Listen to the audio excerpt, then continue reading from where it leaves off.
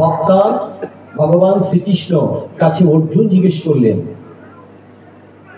হে কৃষ্ণ, এই পৃথিবীতে সবচেয়ে ব্যতিব্যস্ত বস্তু বা পদার্থ কোনটি?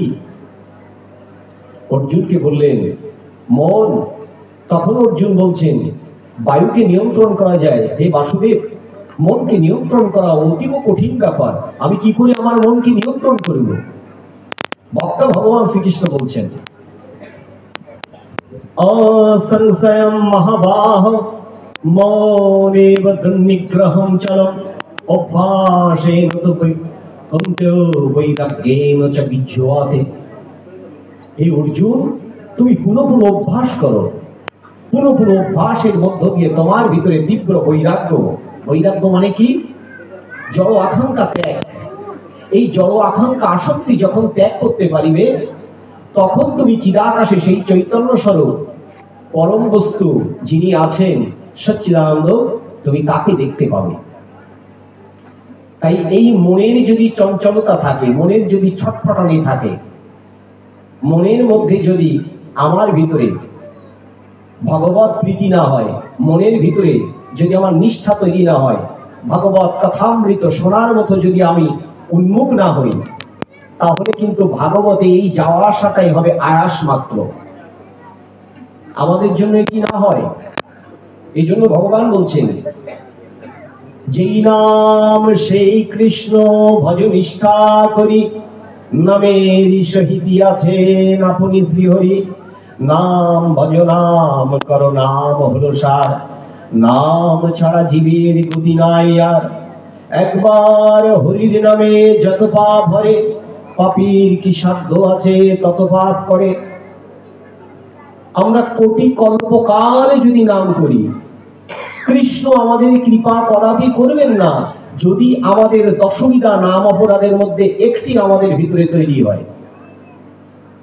ভাগবতের দশম স্কন্ধের 6ষ্ঠ অধ্যায় বলছে 32তম শ্লোকে, সেবা অপরাধ 32টি, নাম অপরাধ 10টি। আমি নাম শুনতে এসে আন কথা বলি, নাম শুনতে এসে অন্য চেতনায় থাকি, নাম শুনতে এসে গসিপিং করি, নাম শুনতে এসে অন্যের দোষ দর্শন করি, নাম শুনতে এসে আমি সাধু নিন্দা করি, নাম শুনতে এসে বৈষ্ণব নিন্দা করি, নাম শুনতে এসে ব্রাহ্মণ নিন্দা করি, নাম শুনতে এসে দেবতা নিন্দা করি। বলছে কোটি কল্পকাল যদি জপ করো, হোম করো, তপস্যা করো, কশ্চিন কালেও কৃষ্ণের চরণ প্রাপ্তি আমাদের পক্ষে পাওয়া সম্ভব নয়। এই জন্য নাম করতে গেলে আগে নামে থাকতে হবে রুচি, নামে প্রেম, নামে ভক্তি, নামে নিষ্ঠা, নামে সমর্পণ, নামে আকুলতা, নামে ব্যাকুলতা, নামে শ্রদ্ধা। তাহলেই তো ভগবান আমার কৃপা করবেন। দেখেন ভগবান শ্রীকৃষ্ণ জনার্দন কি বলছেন? এসেছেন দাদা, হরে কৃষ্ণ।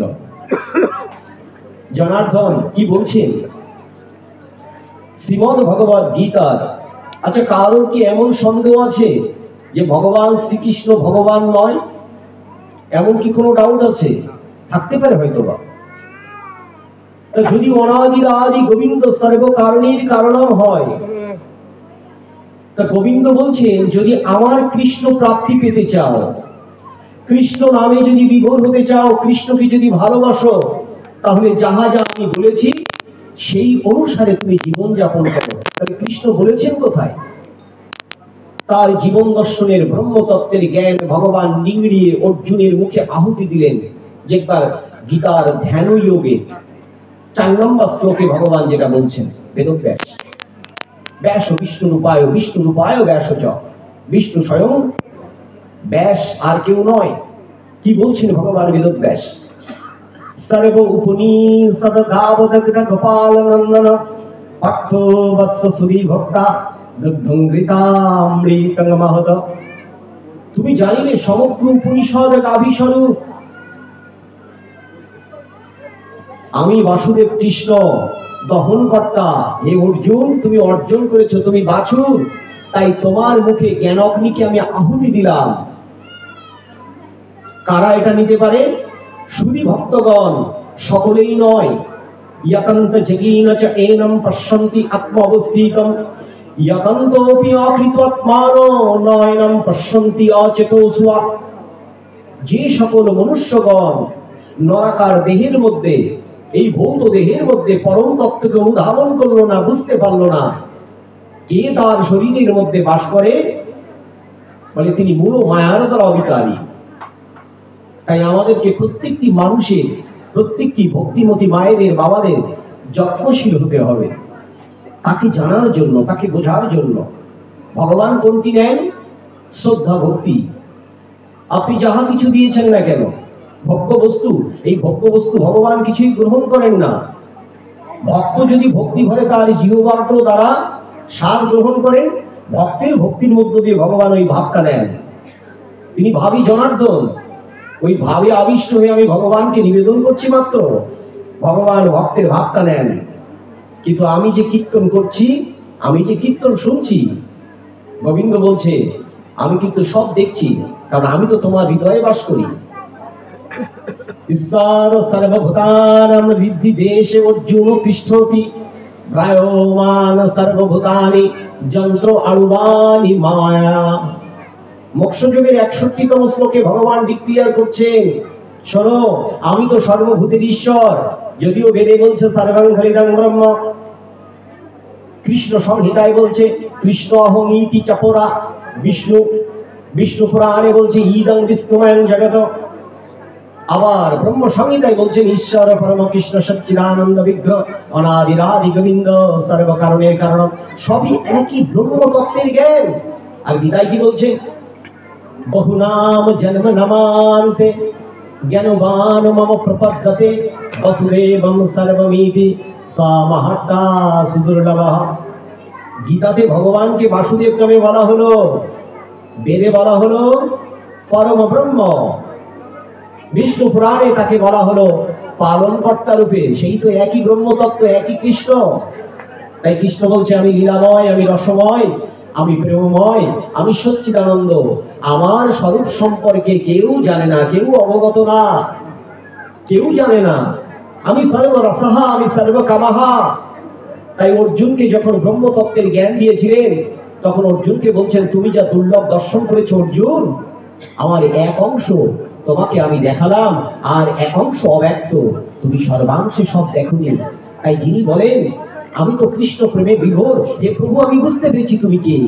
ভগবান বলছেন স্বরূপতই বিশ্ব ব্রহ্মাণ্ডের কেউ আমার আদি অন্ত মধ্য সম্পর্কে কেউ জানে না।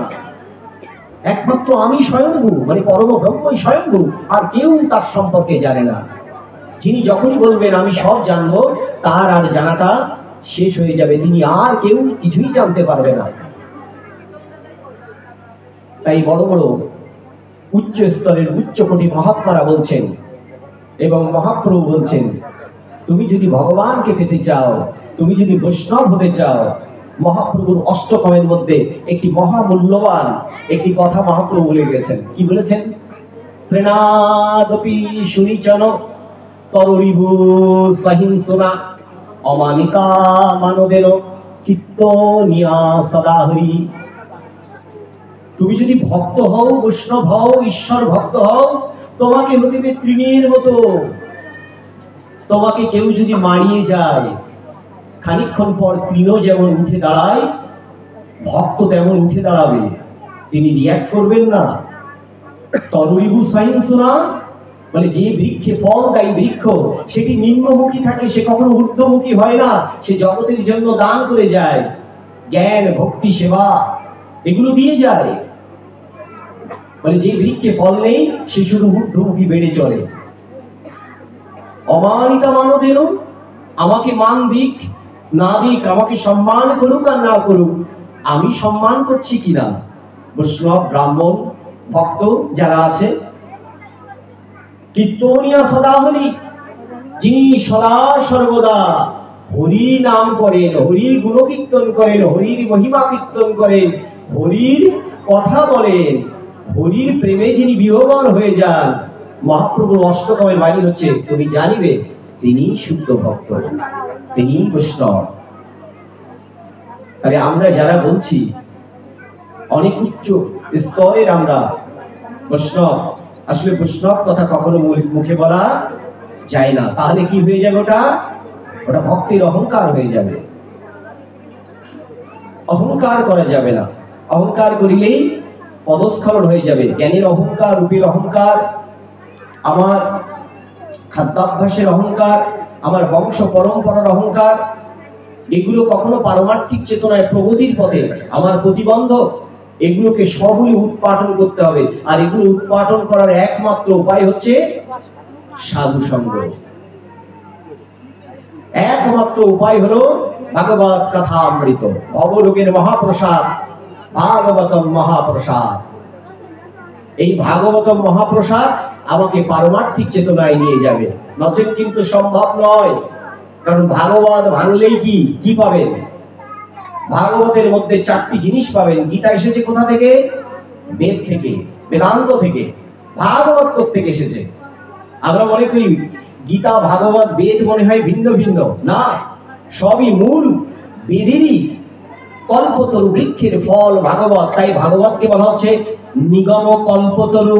বেদের এক নাম হচ্ছে নিগম, নিগম মানে নেমে আসা। বেদের এক নাম হচ্ছে ত্রয়ী, 3 বেদের সমাহার। বেদের এক নাম হচ্ছে শ্রুতি। শ্রুতি মানে বেদের পরিপক্ক ফল, সেটি হচ্ছে ভাগবত। ভাগবত ভিন্ন কিছু নয়, একই ভগবান বেদব্যাস। মানুষ যাতে বুঝতে পারে তাই বেদকে উনি 4 খণ্ডে বিভক্ত করলেন। একই বেদব্যাস, উনি সকল উপনিষদকে রচনা করলেন। একই বেদব্যাস, উনি 18 পুরাণকে রচনা করলেন। একই ভগবান বেদব্যাস মহাভারতের 1 লক্ষ শ্লোক রচনা করলেন। তাহলে এই বেদব্যাস সাধারণ কেউ নয়। এই বেদব্যাস হচ্ছে স্বয়ং বিষ্ণুর রূপ, জ্ঞান অবতার রূপে যিনি পৃথিবীতে এসেছিলেন, জ্ঞানের পরাকাষ্ঠা। তাই এই জন্য আমরা যখন কোন শাস্ত্র আলোচনা করি, শাস্ত্র কথা বলি, আগে ব্যাসের কথা স্মরণ করতে হয়। নারায়ণের কথা, ব্যাসের কথা, দেবী সরস্বতীর কথা স্মরণ করে তারপর ব্যাসপীঠে প্রবচন করে গুরু পরম্পরার যে কার্যক্রমগুলো আছে সেগুলো স্তরে স্তরে মান্যতা দিয়ে করতে হয়। এই জন্য আমরা কখনো এটা ভাববো না যে ভাগবত মনে হয় ভিন্ন কিছু। ভাগবতটা ভগবান কেন রচনা করলেন? বেদব্যাস, ভগবান বেদব্যাস রচনা করলেন, সব কিছু দিয়েছিলেন। 17টি পুরাণ রচনা করার পর একটি পুরাণ সর্বশেষ রচনা করলেন, সেটি হচ্ছে ভাগবত পুরাণ। তাই ভাগবত পুরাণকে বলা হচ্ছে সমগ্র পুরাণের সারথিসার। সমগ্র পুরাণের জিষ্ট রয়েছে ভাগবতের মধ্যে। ভাগবতের 4টি অক্ষর ভ। ভতে কি? ভক্তি। বতে কি? ব্রহ্মজ্ঞান। বতে হচ্ছে ব্রহ্মজ্ঞান। তাহলে একটা হচ্ছে ব্রহ্মজ্ঞান, ভাগবত, বয় জ্ঞান, আর বয় সর্বশেষ বয় হচ্ছে বৈরাগ্য। আর তয় কি? তরণী। তাহলে যে তরণীতে আপনি উঠবেন নৌকায়, ভক্তি দেবী আপনাকে নিয়ে যাবেন। দেবর্ষি নারদ ভাগবতের 1ম স্কন্ধে বলছে তুমি এত যৌবনা, আর তোমার কোলে শুয়ে আছে 2 বৃদ্ধ। এরা কারা? একেবারে ভাগবতের শুরুতেই বলছে এরা আর কেউ না, এরা আমার 2 পুত্র। বলে তোমার পুত্রের নাম কি? বলে এক, আমার পুত্রের নাম হচ্ছে ব্রহ্মজ্ঞানী, কিন্তু আজকে জ্ঞান শূন্য হয়ে গেছে, তাই সে বৃদ্ধ, উঠছে না। আর এক পুত্র কি? আর এক পুত্র হচ্ছে বৈরাগ্য। বলে বৈরাগ্য উঠছে না কেন? কারণ সেই কলির প্রভাবে জড় আসক্তি মোহচ্ছন্ন, সে উঠতে পারছে না। তখন দেবর্ষি নারদ কি করেছিলেন? সেই ভাগবতের নিখিল পরতত্ত্ব সীমার অপ্রাকৃত ব্রহ্মতত্ত্বের জ্ঞানকে যখন শুনিয়েছিলেন, তখন তারা যৌবন প্রাপ্ত হয়েছিল। তদ্রূপ আমরা তখনই যৌবন প্রাপ্ত হব ভক্তি দেবীর কৃপায়।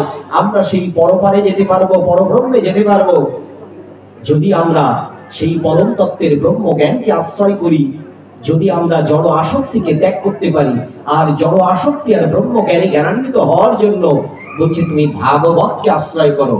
কারণ ভাগবত হচ্ছে, ভাগবত মহাপুরাণ ভবরোগের একমাত্র মহা ঔষধ।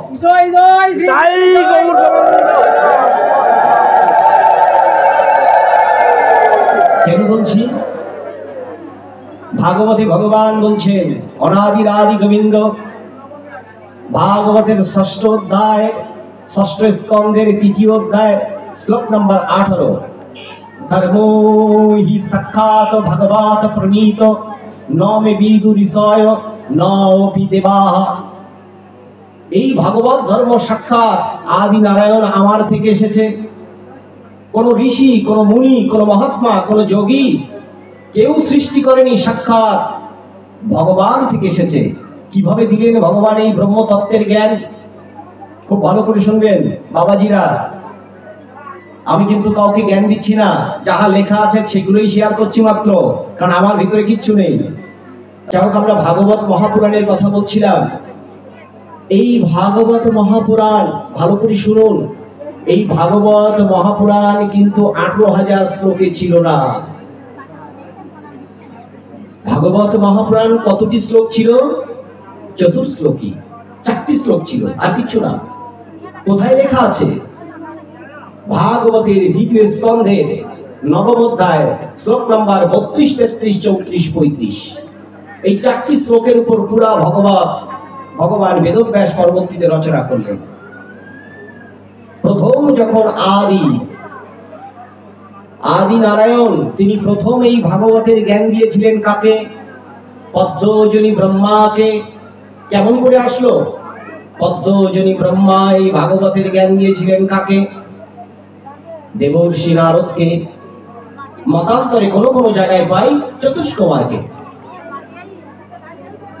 দেবর্ষি নারদ এই ব্রহ্মতত্ত্বের জ্ঞান দিয়েছিলেন কাকে? ভগবান বেদব্যাসকে। ভগবান বেদব্যাস এই ব্রহ্মতত্ত্বের জ্ঞান দিলেন কাকে? তার একমাত্র পুত্র, যিনি বলা হয় এই ভাগবতের সর্বরস দিয়ে শুনিয়েছিলেন, তিনি আর কেউ না, বেদব্যাস তনয় শুকদেব গোস্বামী, রাধারানীর একান্ত পার্শ্বদ, যিনি পূর্ব জন্মে ছিলেন বিচক্ষণ। এই শুকদেব গোস্বামী প্রভুপাদ সেই ব্রহ্মতত্ত্বের জ্ঞান দিলেন কাকে? মৃত্যু পথযাত্রী রাজা, অভিশপ্ত রাজা পরীক্ষিত মহারাজকে। কিন্তু তটে কিন্তু আপনাদের মতো এরকম মহাত্মা, আমার মতো এরকম মহাত্মা কিনা জানি না, সাধারণ একজন অর্ডিনারি মানুষ, পথভ্রষ্ট মানুষ এসেছিল, কিন্তু তটে আর কেউ ভাগবত কথা শ্রবণ করেনি। শ্রবণ করেছিল দূর থেকে বট বৃক্ষের নিচে একজন বসেছিলেন, তাকে বলা হয় সুত গোস্বামী, কেউ কেউ বলে উগ্রশ্রবা ঋষি। তিনি শুনেছিলেন। এইভাবে কিন্তু পরবর্তীতে ভাগবতটা এসেছে। তাহলে ভাগবতের সূত্র আমরা জানলাম কি? আমাদের ভাগবত কথার মধ্যে আদি নারায়ণ প্রথম ভাগবত কথা ব্যক্ত করেছিলেন। আমরা একটু শুনি শ্লোক, তাই তো ভাগবত। তো ভাগবত মহাপুরাণ কি নিতাই গৌর প্রেমানন্দে হরি হরি বল। কারণ ভাগবতের প্রত্যেকটি অক্ষর স্বয়ং আদি নারায়ণ। উদ্ধব জিজ্ঞেস করেছিলেন, উদ্ধব পূর্বজন্মে কে ছিলেন? উদ্ধব পূর্বজন্মে ছিলেন বসু। 3 নম্বর অধ্যায় 3 নম্বর স্কন্ধে স্পষ্ট লেখা আছে যে উদ্ধব আর কেউ না, লীলা করার জন্য এসেছিলেন। উনি পূর্বজন্মে ছিলেন বসু। উনি বসু রূপে যখন পৃথিবীতে আসলেন, তখন উদ্ধব প্রশ্ন করেছিলেন, হে প্রভু, তুমি যখন দিব্যলীলা সংবরণ করবে, জগতের মানুষ তোমাকে কি করে পাবে? বলছে, শোনো, আমি প্রত্যেকটি অক্ষর রূপে, আমি ভাগবতের প্রত্যেকটি অক্ষর রূপে আমি ভাগবতের মধ্যে প্রবেশ করেছি। এই ভাগবতকে যিনি শ্রদ্ধা যুক্ত করে শ্রবণ করেন, কীর্তন করেন, মনন করেন, আমি তার কি করি? তার যাহা কিছু প্রাপ্ত ফল আমি প্রদান করি। এবং গীতাতেও কিন্তু ভগবান একই কথা বলেছেন। 9 নম্বর অধ্যায়ে রাজবিদ্যা রাজগুজ্জ যোগের 9ম অধ্যায়ের 22তম শ্লোকে ভগবান একই কথা বলেছেন গীতাতেও। আমি আসবো ওখানে। তাহলে ভাগবতের যে শ্লোক আমাদেরকে শ্রদ্ধা ভরে শোনা উচিত। কি বলছেন ভগবান? অহোমেবাসামেবাগ্রে নন্নাত্যাৎসাৎ সৎপরম পশ্চাদাহম যদে ইয়াচ্যা या विशिष्टते साहस्यहं हृदित्थं यत् प्रतीयते न प्रतीयते च आत्मानि तद्विद्या तत्मानमयं यथा भास यथा तामः यथा महान्ति भूतानि भूतेषु च वचोषिणु प्रविष्टान्न प्रविष्टानि तथा तेषु न तेषु अहम् एतावतो देव जिज्ञासं तत्त्व जिज्ञासु आत्मनः अन्याय व्यतिरेकाभ्यां यत्सात् सर्वत्र सर्वदा। এই কথার অর্থ কি? এই বিশ্ব ব্রহ্মাণ্ডে শোনো পদ্মজনী ব্রহ্মা, তুমি আমার থেকে সৃষ্টি হয়েছো। বাংলায় ব্যাখ্যা করছি, কারণ সংস্কৃত শ্লোক হয়তো অনেকে বুঝবে না, আমিও বুঝতাম না এক সময়, চেষ্টা করছি চর্চার মাধ্যমে। বোঝা যাচ্ছে কি? ভগবান বলছেন যখন পদ্মজনী ব্রহ্মা, যখন বিশ্ব ব্রহ্মাণ্ডের কেউ ছিল না, দিন ছিল না, রাত ছিল না, আলো ছিল না, অন্ধকার ছিল না, সূর্য ছিল না, নক্ষত্র ছিল না, তখন একমাত্র আমি ছিলাম। তুমি কি? আমি পরম ব্রহ্ম। আমি পরম ব্রহ্ম, আমি সব কিছুর মধ্যে প্রবেশ করলাম। পদ্মজনী ব্রহ্মা জিজ্ঞেস করছেন তুমি সব কিছুর মধ্যে প্রবেশ করলে, কিন্তু কেউ তোমাকে বুঝতে পারে না কেন? ভগবান দ্বিতীয় শ্লোকে বললেন আমার মায়ার কারণে। আমার মায়া বলে, মায়াটা কি? বলে মায়া হচ্ছে অজ্ঞানতা। যাহা সর্বাংশে সব দেখছে সবাই, এগুলো সবই সত্য নয়। যাহা আমি দেখছি না তাহাও সত্য। ভগবান বেদব্যাস ব্যাখ্যা দিচ্ছেন কেমন? বলে দেখো আকাশে চন্দ্র দেখা যায়, একটি সত্য, তার প্রতিবিম্ব রূপ জলের উপর যখন পড়ে তখন মনে হচ্ছে এটি চন্দ্র, কিন্তু ধরতে যাও ধরতে পারবে না, বলে ওটি অসত্য। আবার আকাশে তুমি দেখছো অসংখ্য গ্রহ নক্ষত্র আছে, কিন্তু একটিকে দেখতে পাও না, সেটি হচ্ছে রাহু। ওটাকে দেখতে পাও না বলে তুমি মনে করো না ওটি নেই, ওটি সত্য। তুমি যে ভৌত দেহটা ধারণ করেছো, তুমি মনে করছো এটি সত্য, কিন্তু এটি প্রকৃতির দান, এটি মায়ার শরীর, এটি প্রকৃতির শরীর, এটি নশ্বর। কিন্তু তোমার দেহের ভিতরে যে অবিনাশী বস্তু তত্ত্ব সূক্ষ্ম শরীর বাস করে, মানে ওটি সত্য। তাহলে যাহা আমি দেখছি এটি সত্য নয়, যাহা আমি দেখছি না ওটি সত্য, এটি মায়ার। বোঝা যাচ্ছে কি? বুঝতে কষ্ট হচ্ছে? আমি আবার আসবো মায়ার ব্যাখ্যা। মায়ার কথা বলছিলাম। মায়া, মায়া মানে অজ্ঞানতা। বলছি দেখো পদ্মজনী ব্রহ্মাকে উপলক্ষ করিয়া বলছে, দেখো কোন মা যখন কানে স্বর্ণ পরে, ভগবান বেদব্যাস আবার লিখছেন ব্যাখ্যায়, যখন কোন গৃহবধূ কানে স্বর্ণ পরে তখন বলে এটা কানের দুল, হাতে যখন বালা পরে তখন বলে এটা হাতের বালা, পায়ে যখন নুপুর পরে পায়ের নুপুর, সবই সোনার, কিন্তু মূল তত্ত্ব সোনাটা সে বলে না, সে ভিন্ন ভিন্ন ভিন্ন ভিন্ন বলে। তাহলে বুঝবো কি করে? বলে সাথে সাথে স্বর্ণকারকে বলা হলো তুমি সকল স্বর্ণকে একসাথে আগুনে দগ্ধ করো। এই আগুনে যখন দগ্ধ করবে দেখবে কানের দুলটা কানের দুল আর থাকবে না, হাতের বালা আর থাকবে না, পায়ের নুপুর আর থাকবে না, সব একাকার হয়ে একটি দলাই পরিণত হবে, সেটি স্বর্ণ। মানে পরম তত্ত্ব সেই নিত্য বস্তু সেই ব্রহ্মই আছেন, আর সবই নশ্বর, আর কিছুই থাকবে না, বলে ওটি আমি। বলে বোঝা যায় না কেন? বলে দেহের মধ্যে প্রতি ন্যানো সেকেন্ডে বায়ু প্রবেশ করছে, তুমি যেমন বায়ুকে দেখতে পাও না, তোমার ভিতরে বৈশাখ রূপে যে আত্মা রয়েছে অগ্নি, অগ্নি আছে বলেই তো তুমি খাদ্য তোমার হজম হয়, তুমি তাকেও দেখতে পাও না। তোমার ফ্রি স্পেস আকাশ তত্ত্ব আছে বলেই তুমি ধারণ করতে পারো, তুমি তাকেও দেখতে পাও না, কিন্তু এই পাঁচ তত্ত্বই তোমার আছে। মাটির শরীর এই উপরেরটা দেখতে পাচ্ছি না, কিন্তু প্রকৃতপক্ষে এটা মাটির। বলে পঞ্চভূতকে যেমন তুমি অনুভব করতে পারো না, দেখতে পাও না, তদ্রূপ আমি মহাশক্তি তোমার দেহের মধ্যে আছি, তুমি বুঝতে পারবে না, তুমি বুঝতে পারো না। আমি আদিতেও যেমন ছিলাম, বর্তমানেও তেমন রয়েছি, ভবিষ্যতেও তেমন থাকবো। বলে এই তত্ত্বকে যিনি জানেন তিনি তত্ত্বদ্রষ্টা, তিনি আত্মজ্ঞানী, তিনি মোহমান হন না, তিনি ব্যতীত হন না, তিনি সর্বদা ব্রহ্মভাবে স্থিত থাকেন।